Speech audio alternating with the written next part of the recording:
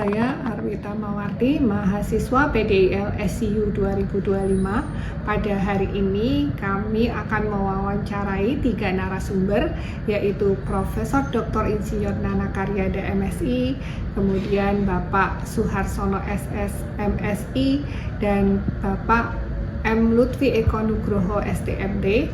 Beliau bertiga adalah narasumber yang nantinya akan memberikan statement berkaitan adaptasi dan mitigasi perubahan iklim di dalam pembangunan berkelanjutan. Kebetulan Prof. Nana Karyada ini adalah dosen dari Teknik Lingkungan Universitas Negeri Semarang, dan Pak Suharsono ini beliau adalah Wakil Ketua DPRD Kota Semarang, dan Pak Lutfi Eko Nugroho adalah Sekretaris Bapeda Kota Semarang. Baik Bapak Ibu, nanti kami akan mendengarkan statement beliau bertiga, dan di akhir nanti kami akan rangkum hasil dari wawancara dengan beliau. Pendapat Prof. Nana berkaitan tentang pembangunan berkelanjutan dalam kolaborasinya di dalam perubahan iklim, Prof. Hmm. Nggih. Oh, maksud yang pembangunan berkelanjutannya itu Ya, nggih. pembangunan Betul. berkelanjutan Nggih. berkaitan dengan kondisi perubahan iklim saat ini. Nggih, kalau saya sih biasanya kebetulan saya juga kalau yang ngajar atau apa ya di pembahasan terkait pembangunan berkelanjutan kan mau nggak mau itu kita mempunyai apa ya kita melakukan suatu upaya pembangunan yang jelas kan memang tidak hanya untuk saat ini ya, tapi kan juga untuk ke depan, untuk masa depan. Dan untuk mencapai itu menurut saya itu kita harus kayak punya goal ya, goal, arahan, satu sasaran apalah yang itu tuh mau nggak mau kita harus punya roadmap supaya bisa terprogram dengan baik. Nggih, supaya bisa terprogram dengan baik itu eh, kita punya roadmap. Kalau saya biasanya gitu. Dan di dalam ini roadmap itu untuk mencapai mau nggak mau juga harus ada kolaborasi Ya. supaya bisa mencapai satu tujuan itu. Yang kalau saya lebih seneng menyampaikan sebagai bukan pentahelik tapi heksahelik. Jadi pelibatan banyak. Lah ini mungkin nanti jadi satu bahasan sendiri terkait untuk heksaheliknya itu. Ya. Gitu Mbak. Nggih. Nah, Nggih, itu. berkaitan heksahelix tersebut, Prof. Sebetulnya Nggih. yang dari heksahelix itu unsur mana saja? Kan mungkin kalau heksa itu pasti ada pemerintah, masyarakat, Nggih, akademisi, kan, jelas, Prof. jelas. Nah, Nggih, nggih, unsur yang nggih. paling penting itu unsur mana, Prof, dari heksahelix? Kalau dibilang paling penting kok saya nggak bisa ini ya, karena itu kan satu kesatuan ya. Kalau saya ini lingkaran itu kan saling beririsan ya. Kita bilang ini masing-masing kan punya peran sendiri-sendiri. Kalau pemerintah jelas yang punya wilayah, yang punya kebijakan ya untuk arahan-arahan. Kemudian akademisi kami bisa support itu kan lewat penelitian, lewat pengabdian atau apalah pendidikan lebih ke situ. Kemudian perusahaan itu kan bisa pendanaan lewat program CSR dan sebagainya. Karena kan perusahaan juga punya kepentingan sekarang kan bisa dilihat banyak sekali support dari perusahaan. Kemudian yang ini juga komunitas, Mbak. Itu Ya. yang penting juga, karena kan itu masyarakat dia yang dikenai program. Dia nanti mau nggak mau nanti yang akan melakukan juga program-program itu. Kemudian NGO. NGO itu kan unsur penting, dia bisa monitoring tapi juga sebagai pelaksana atau juga pendanaan kan. Sekarang banyak NGO yang justru dapat pendanaan dari asing, dari apa dan sebagainya. Kemudian yang terakhir yaitu media. Karena sekarang semua kan lewat ininya kan lewat media. Jadi mau nggak mau media itu menjadi hal yang penting. Apalagi sekarang apa-apa sedikit diviralkan. Apa ya Betul. kayak lingkungan yang Ya, ini apa? seperti saya Ya juga itu sedang justru sering viral ini, bagian nah, Prof. DLH itu sering viral itu, Prof. apa Mbak? Nggih. Ya, Nah, satu itu nggih kontainer hal-hal seperti itu berlobang, tuh. ya apa mungkin TPS apa terlambat diangkut, begitu kan juga sering diviralkan kan kalau saya, Prof. Nggih. Nah, itu justru kita kan bisa apa ya ngerangkul lah kayak YouTuber, kayak apa, kayak itu untuk tapi dengan tujuan untuk ini lingkungan. Nah, saya malah nah itu makanya nggak bisa mana yang ini sebenarnya saling karena beririsan. Nggih, itu. Dan kalau tadi pembangunan berkelanjutan kita bicara lingkungan, ya kita harus membahas tiga hal juga pokok. Nggak bisa kita bicara lingkungan tanpa ada dampak ekonomi ke masyarakat. Nah, itu saya selalu mencoba beriringan kita memperbaiki lingkungan, tapi juga melakukan pemberdayaan masyarakat. Dalam artian itu yang memberikan keuntungan terhadap masyarakat supaya dia punya manfaat. Oh iya ya, ternyata saya dengan seperti ini saya bisa mendapatkan nilai tambah, bisa mendapatkan nilai plus. Dan ketika lingkungan membaik, oh saya menjadi mendapatkan penghasilan. Makanya saya selalu itu nilai lingkungan, ekonomi, satunya sosial.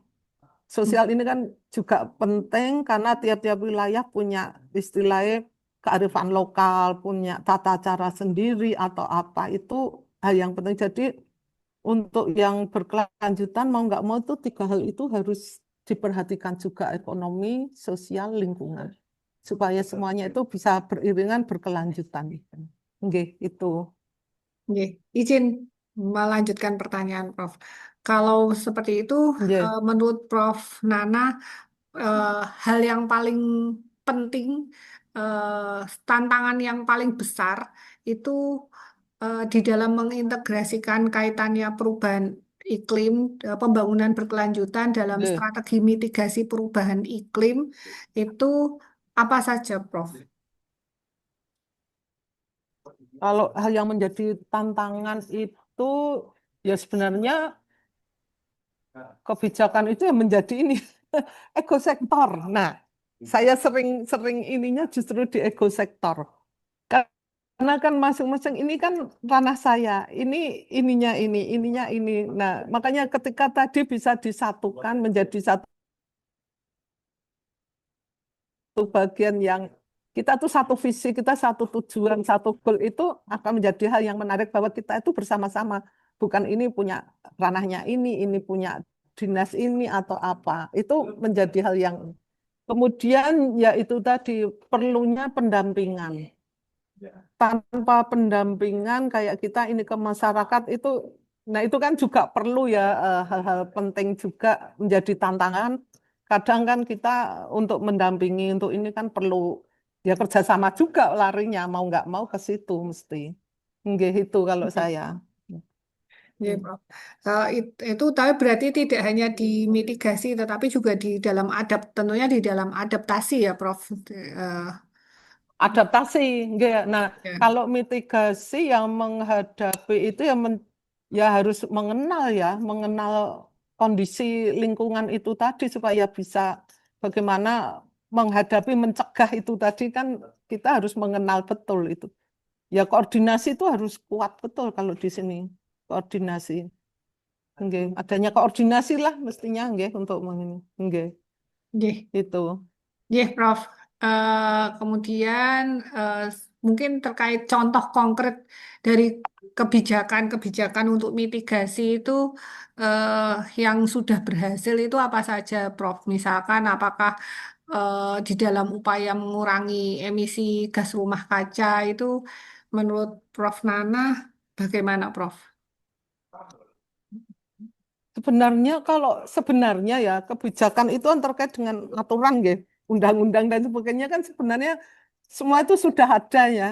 Tinggal kan bagaimana implementasinya itu saya kira kalau di aturan di kebijakan itu semuanya sudah bagus banget lah menurut saya sudah sesuai dengan apa yang diharapkan dengan ya baik yang PP 22 tahun 2001 atau yang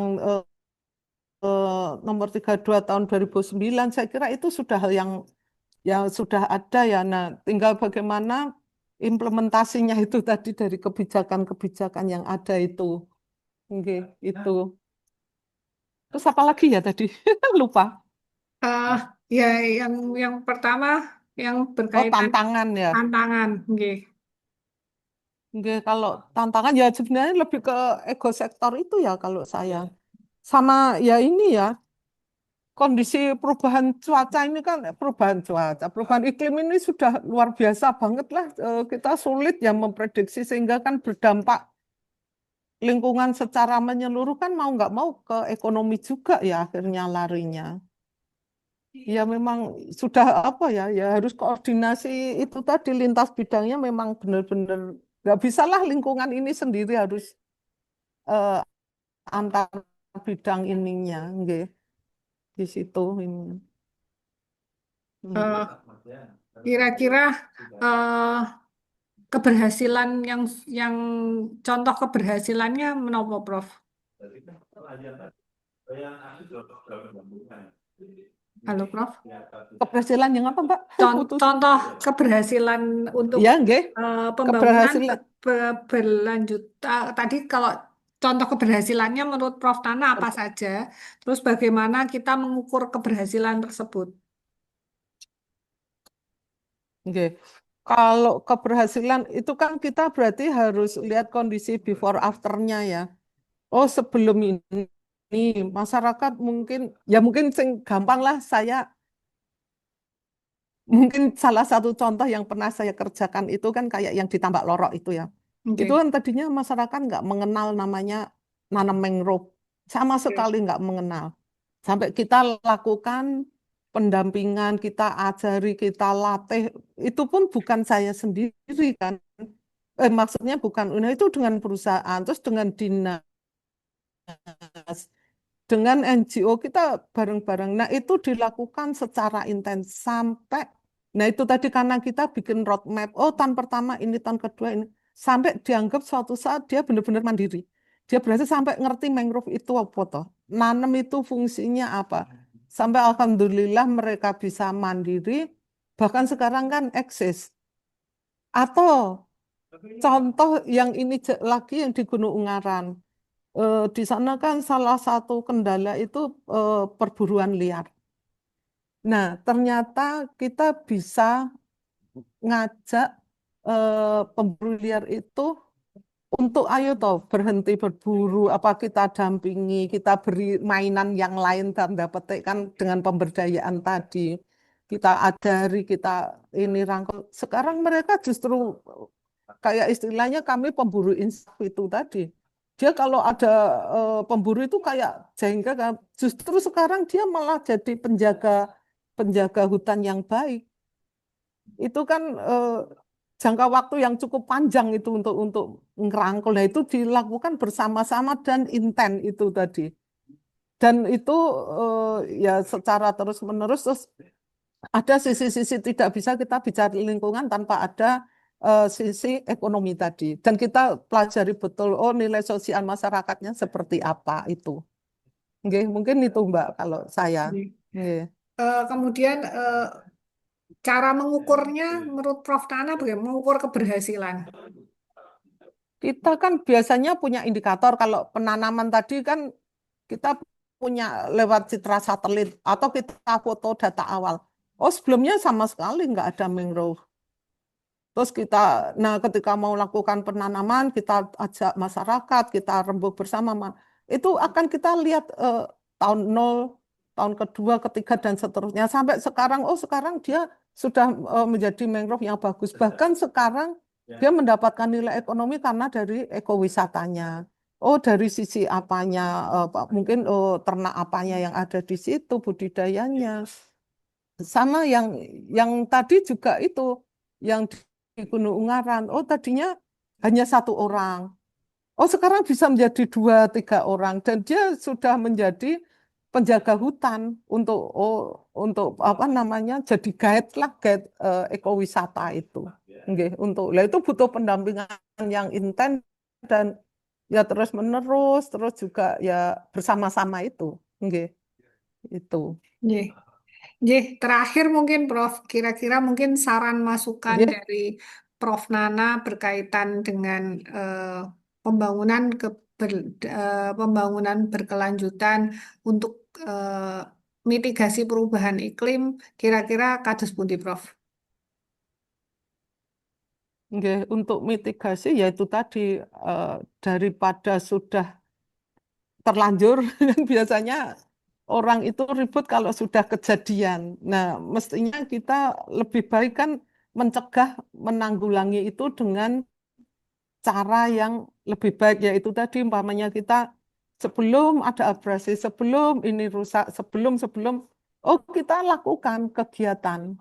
Kita ini peduli terhadap lingkungan itu dan itu akan lebih bagus dilakukan bersama-sama tadi dan apa ya harus ada keseimbangan antara lingkungan, ekonomi dan sosial itu tadi.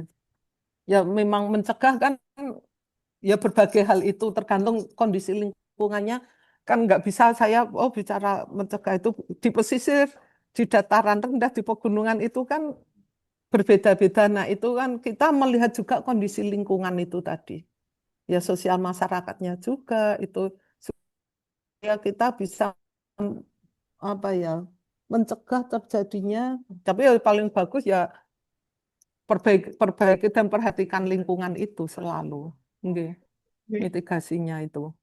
Itu Matur nuwun nggih. sangat. Nggih, sami-sami Sampai non sewu ketemu. kalau ada yang Mohon belum maaf nggih kalau ada tidak nggih. tidak bertemu langsung hanya melalui Enggak Zoom. apa-apa. Wes, Assalamualaikum warahmatullahi wabarakatuh.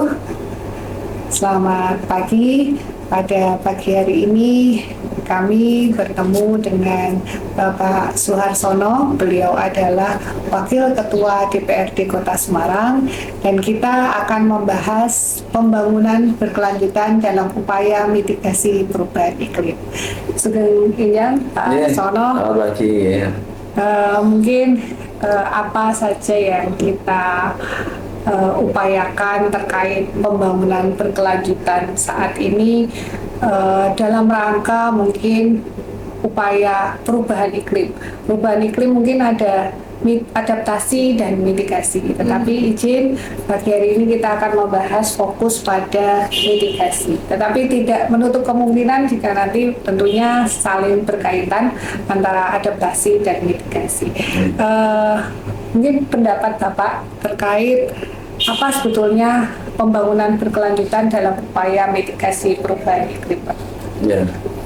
Ya, jadi kalau kita di Kota Semarang ini perspektif anggota Dewan tentu kita sebagai fungsi legislasi atau fungsi pembuatan perda. Bagaimana kemudian perda yang kita wujudkan ini perda yang memang berorientasi pada pembangunan yang berkelanjutan. Mulai dari penataan ruangnya, Perda RT/RW ya, Perda 5 tahun 2021 itu memastikan bahwa Perda RT/RW itu menjadi jaminan bagi keberlangsungan masa depan generasi penerus kita di Kota Semarang. Tentu ketika berbicara keberlanjutan generasi masa depan, kita memastikan bahwa fungsi lingkungan, kualitas lingkungan kita itu terjaga. Ya, terjaga atau bisa dinikmati oleh generasi penerus itu kalau kita menata sekarang ini itu akan memberikan manfaat atau dampak kepada 50 atau 100 tahun ke depan. Kalau baik kita hari ini menata, ya, tentu itu memberi manfaat yang besar pada generasi berikutnya. Tapi sebaliknya ketika di dalam penataan tata ruang itu tidak baik atau tidak berpihak pada menjaga kualitas lingkungan, tentu itu nanti akan merusak atau bahkan ya memusnahkan keberlangsungan masa depan anak cucu kita, masa depan lingkungan kita. Karena memang lingkungan itu kan tidak bisa berbicara satu hari dua hari, tetapi berbicara jangka panjang. Nah, ketika berbicara jangka panjang, aturan yang kita buat itu aturan yang menjamin untuk keberlangsungan pembangunan di Kota Semarang. Nah, itu yang pertama itu. Kemudian yang kedua, kita juga sudah membahas RPPLH itu kan jangka waktunya 20 tahun ya, memastikan ketersediaan air, kemudian penanganan sampah, ya ketersediaan air bersih, penanganan sampah, kemudian penanganan sanitasi itu semuanya sudah terencana secara 20 tahun. Nah, itu paling tidak menjadi pegangan atau jaminan kita bahwa keberlangsungan pembangunan, kemudian mitigasi bencana itu sudah kita siapkan jauh-jauh waktu begitu. Ini yang menjadi domain kami di DPRD Kota Semarang, sehingga nanti dalam turunannya, dalam program dan kegiatan tentu kan nanti memastikan APBD itu berpihak pada didasarkan pada RPJM, didasarkan pada RPPLH, juga tata ruang. Ya, Bapak, mungkin berarti dalam hal ini kan legislatif tidak bisa bekerja sendiri. Ya. Berarti harus ada kolaborasi dengan pihak lain seperti eksekutif, kemudian akademisi, dan tentunya masyarakat. Ya. Menurut Bapak, mengapa kolaborasi itu diperlukan di dalam upaya mitigasi perubahan iklim? Ya, jadi memang adanya kolaborasi antar pemangku kepentingan ini menjadi kunci dalam keberhasilan mitigasi bencana ke depan. Ya, kalau yang perspektifnya itu sebagai eksekutor adalah pemerintah kota saja, saya kira nanti tidak akan berjalan dengan baik. Ya, eksekutif atau pemerintah kota merencanakan, ya, kemudian melaksanakan program kegiatannya, kemudian terevaluasi. Nah, DPRD juga mempunyai fungsi melakukan pembahasan bersama dari sisi perencanaan perdanya, kemudian juga penganggarannya, juga kita awasi supaya semuanya berjalan dengan baik, ya, berjalan sesuai dengan yang sudah kita sepakati bersama-sama. Nah, pihak swasta pun juga harus menyadari bahwa setiap aktivitas atau kegiatan yang dilakukan itu mempunyai dampak, ya, secara lingkungan. Tentu dampak itu juga harus disadari, dan swasta itu ikut berperan dalam menjaga keberlangsungan pembangunan. Ya, salah satunya ya melaksanakan kegiatan tentu dengan sesuai dengan aturan yang berlaku yang ada di Kota Semarang. Di sisi yang lain, ya, perusahaan atau pihak swasta itu turut serta dalam berpartisipasi ikut membangun, misalkan mulai dengan CSR-nya untuk menanam mangrove, atau kemudian pengolahan limbahnya terjaga, ya, atau kemudian pembangunan RTH itu juga pihak swasta ikut bertanggung jawab dengan CSR-nya. Nah, pihak dari masyarakat pun juga satu bagian yang mereka mengawasi semua aktivitas itu bisa dilihat, dirasakan oleh masyarakat. Kalau itu tidak sesuai atau berdampak pada masyarakat segera menyampaikan kepada pihak kelurahan atau pihak kami DPRD atau pemerintah kota. Akademisi pun juga kita harapkan turut serta berpartisipasi dalam mitigasi bencana ini. Kalau pihak akademisi yang tentu memiliki kapasitas keilmuan, ya, perencanaannya tentu bagus secara ilmiah, kemudian juga bisa mengidentifikasi masalah, kemudian sampai pada tataran memberikan solusi, ya. Ya, harapan kita keterlibatan akademisi, apalagi kita ada banyak kampus, ya, kita harapkan turut serta dalam mitigasi bencana di Kota Semarang. Kira-kira tantangan terbesarnya apa, Pak, untuk mengintegrasikan dan mengkolaborasikan berbagai pihak ini di dalam melakukan strategi mitigasi itu, Pak? Ya, kalau eksekutif dan legislatif tentu kita sekeping dua keping gitu kan, ya, sehingga kita satu kesatuan yang memang harus sejalan seiring. Nah, bagaimana kemudian pihak swasta harus senantiasa diajak komunikasi, ya, perencanaan apa sih yang bisa terakomodir dalam APBD atau nanti bisa melibatkan dari pihak swasta. Nah, di situ semuanya harus terencana, mana bagiannya kota, mana bagiannya dari pihak swasta atau private itu ya, private sektor itu yang kemudian nanti mereka bisa berperan begitu ya. Komunikasi itulah yang harus senantiasa terjaga, dibangun bersama agar persoalan-persoalan ini menjadi sinergi tanggung jawab bersama. Termasuk pihak kampus juga komunikasi atau terfasilitasi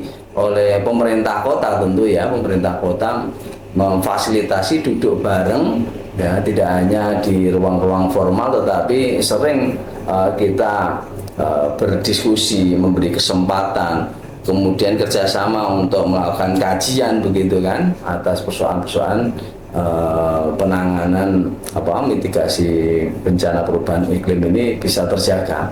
Saya kira Semarang ini kalau mitigasi perubahan iklim yang memiliki dampak yang sangat besar ya, pembangunan gedung yang begitu cepat ya, pengambilan air tanah juga sudah luar biasa sehingga menyebabkan penurunan muka tanah gitu kan. Kemudian juga efek rumah kaca itu yang sangat luas begitu. Nah, harusnya memang dibarengi dengan komitmen dari pemerintah kota agar ada pengurangan efek rumah kaca, kemudian ya green city, membangun green city itu green building itu harus diwujudkan. Jadi tidak hanya sekedar pengetahuan tetapi harus terencana. Pemerintah kota mewujudkan green city ya, itu dengan mulai bahwa setiap pembangunan itu ya pembangunan gedungnya berorientasi pada green building kan gitu. Itu terpenuhinya aspek lingkungan hidup ini tentu menjadi bagian untuk menjamin keberlangsungan lingkungan hidup di Kota Semarang. Tapi kadang-kadang kan prakteknya memang masih sulit ya Bapak, ya. Sehingga hal-hal tersebut belum sepenuhnya bisa dilakukan oleh berbagai pihak. Nah ini menurut Bapak kira-kira contoh konkret keberhasilan dari mitigasi perubahan iklim itu apa Bapak yang sudah ada di Kota Semarang, misalkan apakah seperti penanganan banjir rob itu apakah sudah sesuai dengan yang menjadi direncanakan di dalam RPJMD atau mungkin sudah sesuai dengan rencana induk drainase Kota Semarang. Ini menurut Bapak bagaimana Pak? Mungkin salah satu. Ya, jadi secara perencanaan ya RPJP itu tentu selama 20 tahun ya, selama 20 tahun RPJP kemudian diturunkan dalam RPJM ini dulu sudah hal yang besar dilakukan untuk penanganan banjir itu kan, misalkan normalisasi banjir kanal barat, normalisasi banjir kanal timur, kali Beringin, kemudian kali Tenggang, kali Seringin ya, dan drainase kota lainnya atau di pemukiman. Itu bagian menurut saya upaya yang simultan yang dilakukan oleh pemerintah kota untuk penanganan banjir begitu ya. Dan ini juga dalam on progress kan pembangunan tanggul laut ya, sekaligus sebagai tol, itu harapannya bisa mengurangi ya, atau kemudian bisa menangani banjir yang ada masih di wilayah timur, di wilayah utara. Itu harapannya bisa secara baik bisa tertangani. Kira-kira ukuran dari keberhasilan itu kita melihatnya dari sisi, menurut Bapak dari mana kita mengukur keberhasilan tersebut? Apakah dari jumlah luasan banjir yang luasan genangan banjir, ataukah mungkin dari waktu genangan, atau mungkin dari jumlah sungai yang sudah tertangani. Ya. Jadi kalau di dalam RPJMD itu kan sudah mencakup ya secara rinci bahwa dari tahun ke tahun banjir itu mengalami pengurangan luas genangan itu sudah terkurangi secara signifikan dari berapa puluh hektar itu sekarang sudah berkurang signifikan. Hanya memang nanti coba hanya sekitar kalau kemarin dari Bapeda itu sekitar 3% Bapak, 3, berapa persen yang luas genangan kita yang masih tersisa ya, berarti kan memang signifikan. Dulu kan 11% lebih kan dulu, sampai berapa puluh hektar begitu kan. Dari sisi luas genangannya berkurang, dari lama genangan juga. Dulu pernah saya tahun 2022-23 itu di wilayah Genuk, Walter Moisidi, Genuk Indah itu kan lebih dari seminggu itu. Ya. Itu betul-betul kita rasakan di sana. Paling terakhir pasti surut gitu kan, lama genangan. Nah, kemarin alhamdulillah tahun 2024 kan tidak ada gitu ya. Tahun 2024, 2025 itu 2024 sedikit, 2025 juga berkurang signifikan. Apakah itu karena curah hujannya yang kecil atau tapi yang jelas ya kalau dari lihat tahun ke tahun itu kami tidak ada, biasanya kami membuat dapur umum, tapi kemarin ya tahun kemarin dan ini kemarin paling hanya sehari 2 hari, terus tahun ini tidak ada. Kalau kami karena turun di lapangan ya, jadi kondisinya kita pahami begitu. Terakhir Bapak, terkait anggaran untuk mengawal program pembangunan berlanjutan dalam upaya mitigasi tersebut, kira-kira dari DPRD bagaimana Bapak komitmennya Bapak? Ya, kami berharap memang satu ukuran keberhasilan itu kita didasarkan pada RPJM ya.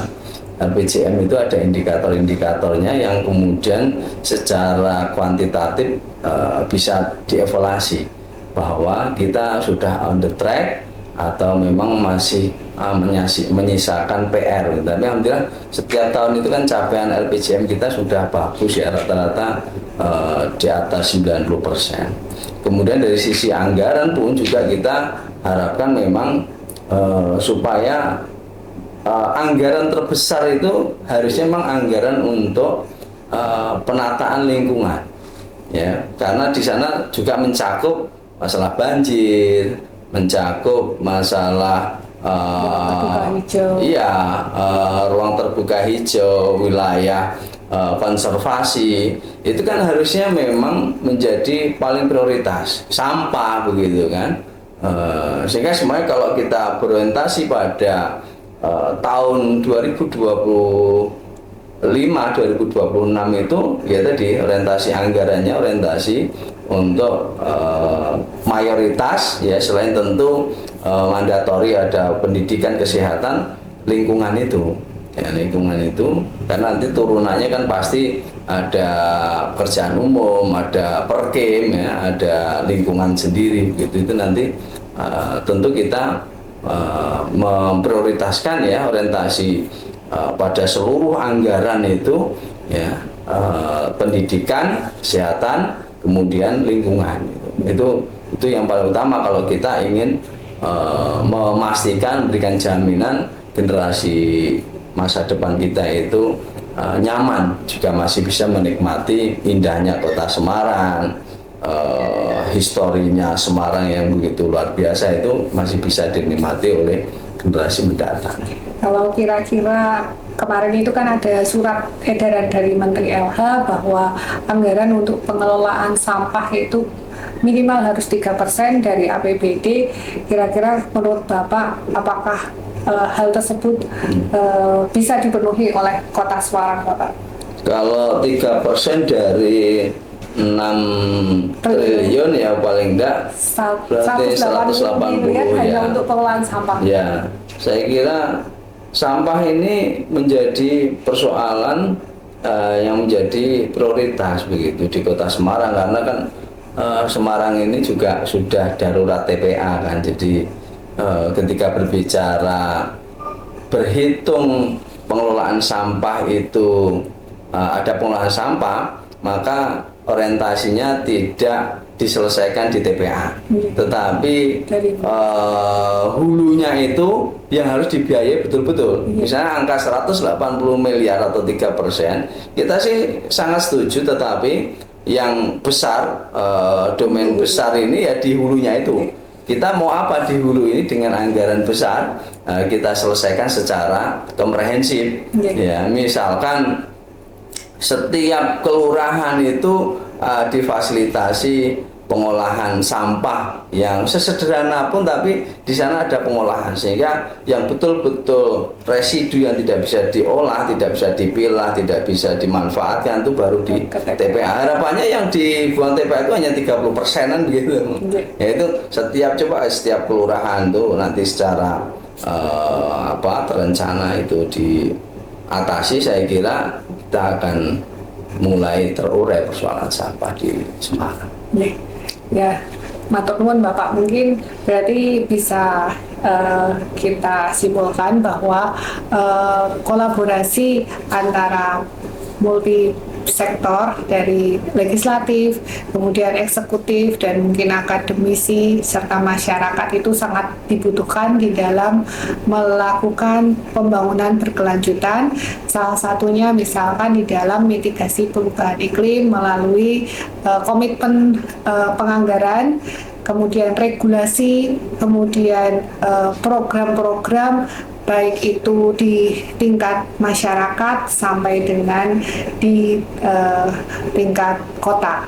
Nah, tentunya kolaborasi itu harus sejalan dengan perencanaan yang sudah dilakukan oleh pemerintah yang baik dari level pusat sampai dengan daerah. Terima kasih Bapak atas Pak Lutfi yang dimaksud dengan pembangunan berkelanjutan. Pembangunan berkelanjutan itu adalah upaya pembangunan, jadi memajukan sebuah wilayah dalam semua aspek, baik fisik maupun non fisik, ekonomi maupun sosial itu, tapi dengan menjaga keseimbangan antara tiga komponen ekonomi, sosial, dan juga infrastruktur fisik ya. Jadi kalau itu bisa terjaga, tidak harus semuanya mendapatkan porsi yang sama, tidak harus 30%, tapi kepentingan dari ekonomi, lingkungan, saya koreksi tadi, ekonomi, lingkungan, dan sosial ini mendapatkan porsi yang berkeadilan. Bukan infrastruktur ya, tapi lingkungan, ya? Lingkungan, ekonomi, sosial, dan lingkungan. Jadi porsinya seimbang di situ. Sekali lagi tidak harus seimbang atau adil, itu tidak harus sama, tetapi semua masing-masing bisa menjaga. Kalau kemudian dibangun itu lingkungannya terjaga, ekonominya juga tumbuh, dan sosialnya, kehidupan sosial masyarakatnya juga masih tetap terjaga dengan baik. Menurut Pak Lutfi, Kota Semarang apakah porsi keseimbangan untuk pembangunan berkelanjutan itu sudah sesuai? Ya, kalau Semarang hampir sama dengan kondisi di negara-negara yang sedang tumbuh. Indonesia ini kan negara yang berkembang dan mulai menuju ke negara maju. Jadi biasanya kalau negara mau menuju ke negara maju itu yang dikejar adalah pembangunan ekonominya dulu. Memang porsi untuk sosial dan apalagi lingkungan itu masih di bawah dari ekonominya. Pasti kejar pertumbuhan ekonominya dulu, dijaga inflasinya dulu, tapi tidak pernah bicara itu setelah ekonomi baru kemudian mempertimbangkan aspek lingkungan. Contoh ketika kita di dalam kebijakan pembangunan infrastruktur itu pasti hitung-hitungan untuk sosial dan lingkungan itu akan kajian kelayakan itu pasti akan untuk ekonomi dulu, benefit maupun finansial. Baru setelah itu kan ada dokumen lingkungan ya, ada atau mungkin yang porsi kecil KLPL itu pasti setelah itu baru bicara. Lain kalau itu proyek donor, ada dunia, pembangunan Asia atau JICA, itu pasti semuanya dipertimbangkan. Saya ingat dulu pada saat bangun Waduk Jati Barang itu karena saya juga terlibat di konsultan perencanaannya itu, saya dapat tugas atau porsi untuk menghitung makanan monyet waktu itu. Padahal proyek belum jalan ini, baru mau jalan. Jadi kalau di kita kayaknya belum jadi budaya ya.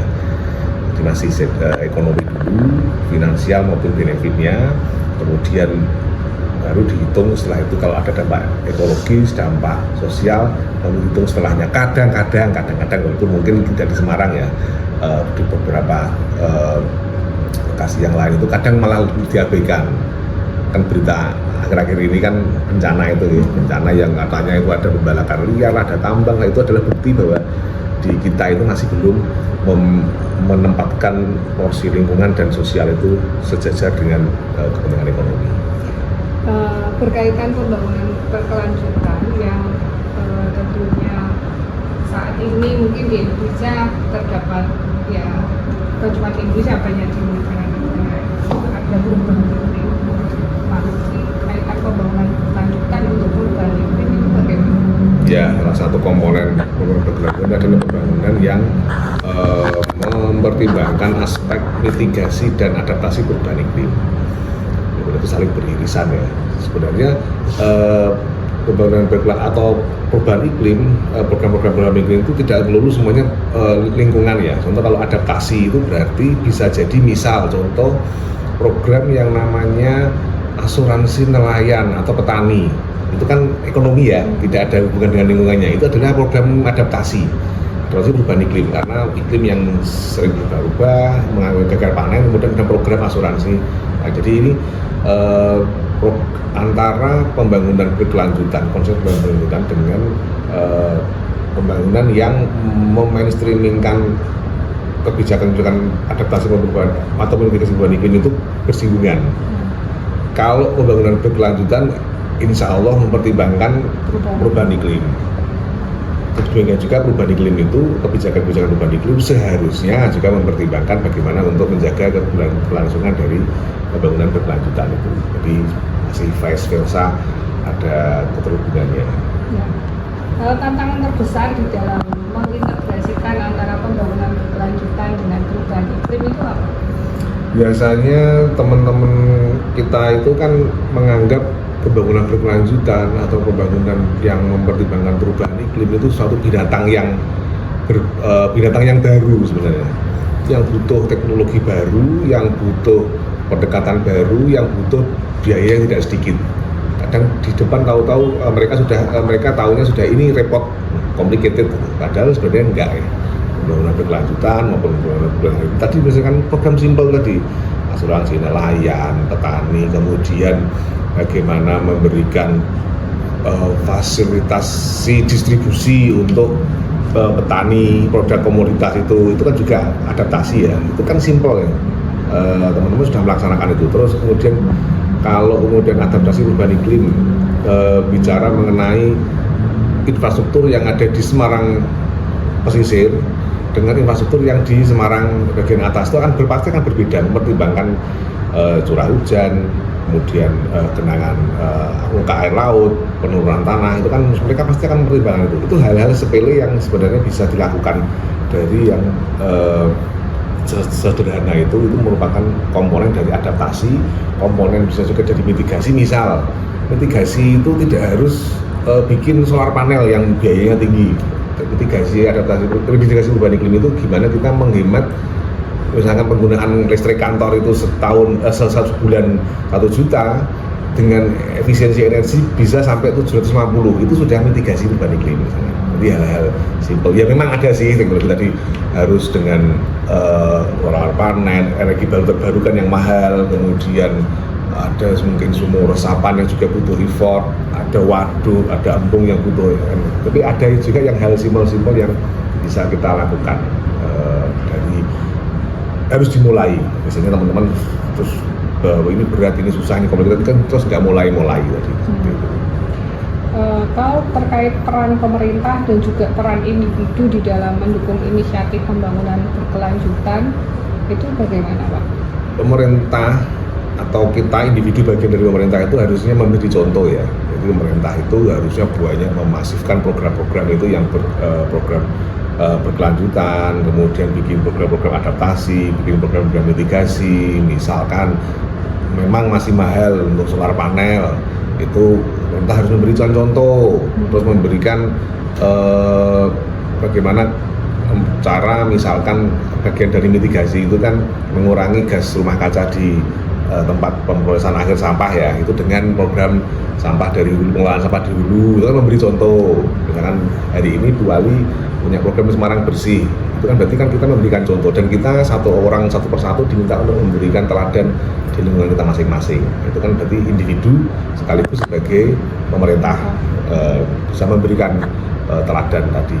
Dan ya nggak harus tadi, sekali lagi sebenarnya nggak harus yang rumit-rumit, hal yang sepele-sepele itu yang mudah bagi perspektif orang awam, tapi itu bisa jadi trigger ya, terus nanti bergulir terus. Misalkan pemanenan air hujan, oke, mungkin kalau teknologi yang butuh biaya harus besar dan masif, ada teknologinya dihitung, tapi kan bisa juga dengan memanen air hujan dengan kearifan lokal.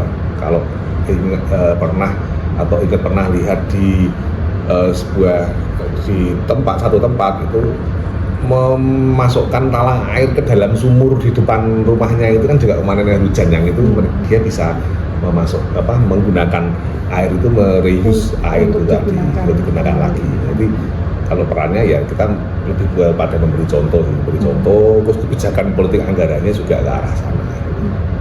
Terakhir Pak, untuk mengukur keberhasilannya terkait program pembangunan berkelanjutan dan kaitannya dengan perubahan itu? Yang jelas sudah ada indikatornya ya, ada yang namanya Sustainable Development Goal (SDGs) atau TPP, itu tujuan pembangunan berkelanjutan. Itu ada indikatornya. Jadi untuk memastikan itu berjalan atau tidak, ya indikatornya dipenuhi atau tidak. Misal tujuan pertama tanpa kemiskinan, berarti kan indikator kemiskinan harus diturunkan. Tanpa kelaparan, maka ketidakcukupan pangan harus diintervensi. Kemudian ketika ada tujuan yang terkait dengan salah satu 17 itu kan ada kemitraan. Kemitraan berarti harus ada program-program kemitraan yang tidak harus pemerintah itu sendiri, dengan perguruan tinggi, dengan NGO dan sebagainya, itu kemitraan. Itu ada indikatornya. Indikator yang itu biasanya tertuang di dalam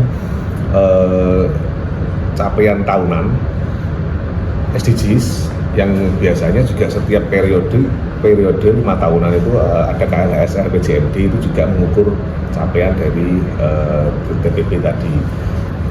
Kalau untuk adaptasi dan mitigasi, teman-teman di LH sudah mengukur ya, ada implementasi gas rumah kaca, ada rencana aksi adaptasi, ada rencana mitigasi, dan ada indikatornya, ada IKLH. Itu juga nanti komposit dari seluruh capaian-capaian yang dari bagian pembangunan berkelanjutan yang di aspek lingkungannya, itu juga bagian dari yang harus kita capai. Ya, baik Pak Lutfi, terima kasih atas pendapatnya. Nanti mungkin lain waktu. Ya. Terima kasih. Baik Bapak Ibu yang saya hormati, berkaitan dengan adaptasi dan mitigasi perubahan iklim merupakan pilar utama di dalam mewujudkan pembangunan berkelanjutan yang tangguh dan rendah karbon.